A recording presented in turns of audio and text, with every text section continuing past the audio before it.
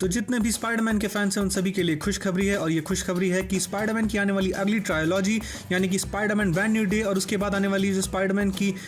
अगली मूवीज़ होंगी उसमें हमें वेनम देखने को मिल सकता है। जी हाँ गाइस, इस बात को ऑफिशियली कंफर्म कर दिया गया है कि जो वेनम है वो अब एमसीयू का ऑफिशियल पार्ट बन चुका है। हालांकि बहुत सारे लोग ये सोच रहे होंगे कि आखिर वेनम जो है वो एमसीयू का पार्ट कैसे हो सकता है, क्योंकि टॉम हार्डी का वेनम जो है वो सोनी स्पाइडरमैन यूनिवर्स का पार्ट है।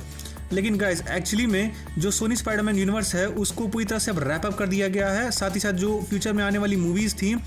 सोनी स्पाइडरमैन यूनिवर्स को लेकर के, उन मूवीज़ को भी या तो शेल्फ कर दिया गया या तो कैंसिल कर दिया गया है, क्योंकि वो यूनिवर्स जो है पूरी तरह से अब डेड है। और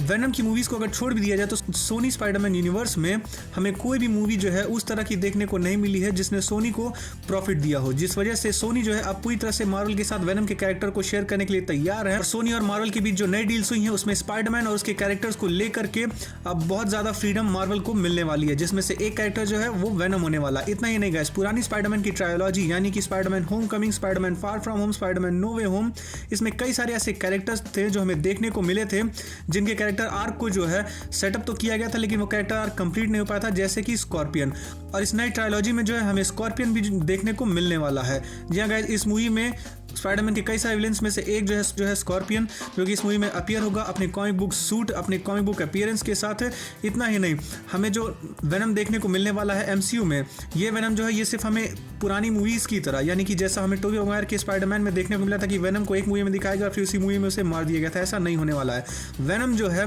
हमें स्पाइडरमैन की नई ट्रायोलॉजी में one of the main villains में से देखने को मिलने वाला है, यानी कि हो सकता है कि हमें स्पाइडरमैन की आने वाली नेक्स्ट मूवी यानी कि ब्रांड न्यू डे के एंड में हमें वेनम का कोई हिंट देखने को मिल सकता है, या ये वेनम जो है उसके कैरेक्टर को पार्ट 2 में सेटअप किया जाएगा और वो पार्ट 3 का जो है मेन विलन बन सकता है।